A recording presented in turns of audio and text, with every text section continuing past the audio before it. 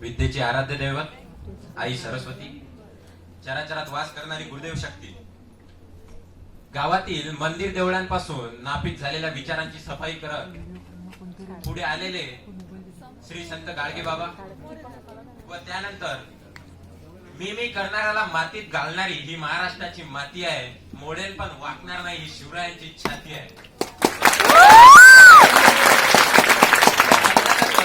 मस्तक टेकवावं अशा नतमस्तकाच्या जागा फार कमी झालेल्या आहेत. म्हटल्या जातं आजकाल मस्तक टेकवावं अशा नतमस्तकाच्या जागा फार कमी झालेल्या आहेत. पण ज्यांची प्रतिमा पाहिल्याबरोबरच आमचं मस्तक नतमस्तक झाल्याशिवाय राहत नाही असे आमचे भाऊसाहेब देशमुख यांच्या पुण्यस्मृतीला मी सर्वप्रथमतः अभिवादन करतो. आणि विजयासाठी कविता माझी कधीच नव्हती, विजयासाठी कविता माझी कधीच नव्हती, म्हणून नव्हती भीती तिजला पराजयाची. जन्मासाठी हटून केव्हा नव्हती बसली, जन्मासाठी हटून केव्हा नव्हती बसली, म्हणून नाही खंतही तिजला मरावयाची. अशा शब्दात मराठीचं आणि आपल्या लेखनाचं महत्व मांडणारे श्री कुसुमाग्रज यांच्या पुण्यस्मृतीला मी आज नमन करतो. त्यासोबतच सर्व उपस्थित पाहुण्यांना मी प्रणाम करतो. आणि माझ्या बालमित्रांनो, मी आज मराठी विषयी कुमार मित्रांनो मराठी विषयी नेमकं झालं कसं, एका जंगलात असंतोषाचा वनवा पेटला. एका जंगलात असंतोषाचा वनवा पेटला आणि तो वनवा वाढतच होता. प्राणी जळत होते, झाडं जळत होती. आणि तेवढ्यात एक चिमणी आली आणि आपल्या चोचभर पाण्याने त्या वनव्यामध्ये ती पाणी टाकायची. चोचभर पाणी घ्यायची, त्या वनव्यात नेऊन टाकायची. चोचभर पाणी घ्यायची, त्या वनव्यात नेऊन टाकायची. तेवढ्यात कावळा तिथे आला.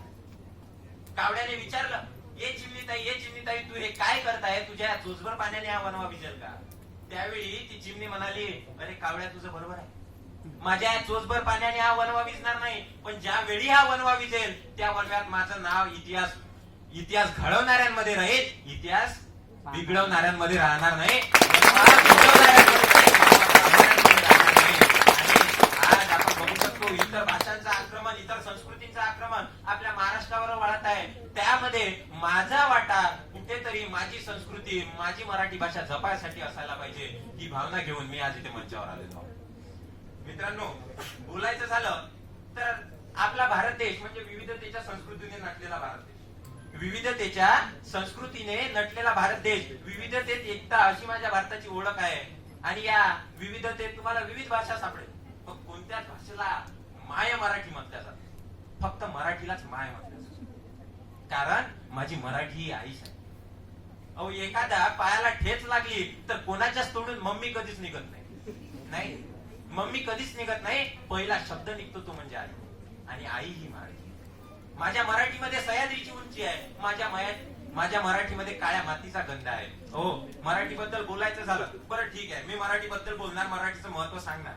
पण नेमकी आजची समाजाची दशा मराठीबद्दल कशी बदलेल या विषयावर बोलणं फार महत्वाचं आहे असं मला वाटतं. आणि मला असं वाटते, जर मराठीचं महत्व बदलवायचं असेल तर ते एकच जण करू शकतात, आणि ते म्हणजे माझ्या पुढे बसलेले युवा. नेमकं युवा म्हणजे काय? अहो, युवा या शब्दाचं उलट करून बघा काय येतं, वायू. वायू सारखा अबद्ध म्हणजे युवा. आणि ते तुम्ही आहे, ते मी आहे. आपण जर ठरवलं की नाही माझी मराठी महत्वाची आहे, तर नक्कीच मराठीची दशा आणि दिशा नक्कीच बदललेली असेल. मित्रांनो, सांगायचं झालं तर पण नक्कीच हा युवा मराठीचा विचार करेल का? हो, एखादा व्यक्ती आपल्या संसारातून बाहेर निघून पुढचा विचार नेमका करतो तेव्हा कसा. पण आज जर समाजाकडे बघायला गेलं तर प्रत्येक व्यक्तीचं कसं असते, माझी गाडी, माझी घोडी, माझ्याच बायकोची छान छान साडी.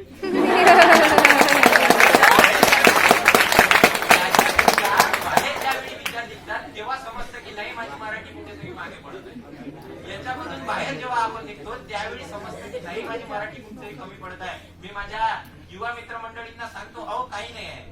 एक सोपं उदाहरण आहे, मर्द पिक्चर पाहिला असेल, अमिताभ बच्चनचा खूप चांगला पिक्चर होता मर्द. त्यात एक गाणं होतं, मैं मर्द टांगे वाला मुझे दुश्मन क्या मारेगा, मेरा दोस्त है ऊपर वाला.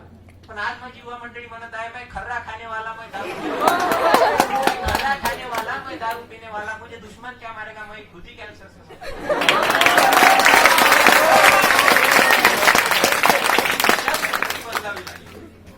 दिशा कुठेतरी बदलावी लागेल, स्वतःच येईल तेव्हा कुठेतरी आपल्याला आपल्या मराठीचं अस्तित्व समजेल. कसं दिसावं यापेक्षाही कसं असावं हे फार महत्वाचं आहे, आणि कसं असावं यापेक्षाही कसं नसावं हे फार महत्वाचं आहे. आणि हे ज्याला समजलं त्याने जग जिंकलं. मराठी बद्दल सांगायचं झालं तर मराठीचा गोडवा नेमका कसा आहे, एक खूप सुंदर असं तुम्हाला सांगतो. मी आर्मीवरून आलो आणि आमच्या इथे रमेश ठाकरे म्हणून एक मराठी झटकाकार आहे. ते खूप चांगले मराठी झटका लिहितात आणि मला लहानपणापासून त्यांच्या मराठी झटक्याची आवड.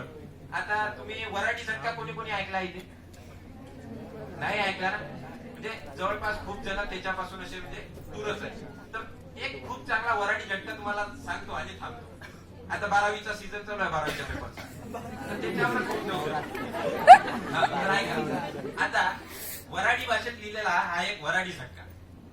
अवंदामी दिला 12वीचा पेपर, अवंदामी दिला 12वीचा पेपर. तेज बाबू होता बोर्डाचा कणमास्तर, तेज बाबू होता बोर्डाचा कणमास्तर. होतं त्याचं टक्कल नव्हती त्याला मिशी, होतं त्याचं टक्कल नव्हती त्याला मिशी. घडी घडी खिशाची करे माया चौकशी, घडी घडी खिशाची करे माया चौकशी.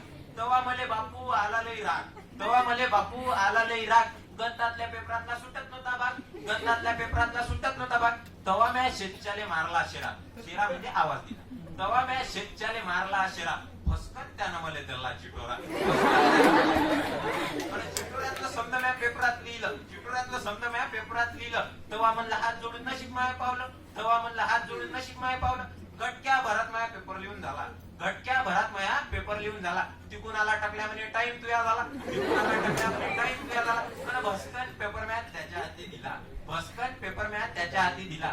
तेव्हा मला ऐकू आला घंट्याचा टोला, तेव्हा मला ऐकू आला घंट्याचा टोला. कसा बसा पुथत पाथत घरी धावत आलो, कसा बसा पुथत पाथत घरी धावत आलो.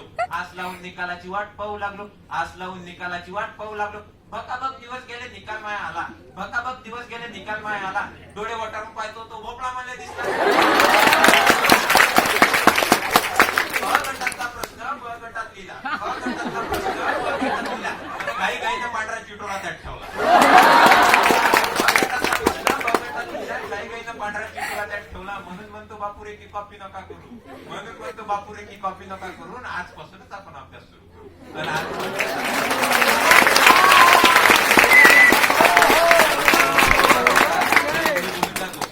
उत्सवा बलिदानाचा असा साजरावा, उत्सवा बलिदानाचा असा साजरावा. जय जयकार तयांचा आसमती गरजावा, जय जयकार तयांचा आसमती गरजावा. सांडविले रुधिर ज्यांनी या महाराष्ट्रासाठी, सांडविले रुधिर जयांनी या महाराष्ट्रासाठी. जन्म त्यांचा पुन्हा या महाराष्ट्रातच व्हावा, जन्म त्यांचा पुन्हा या महाराष्ट्रात.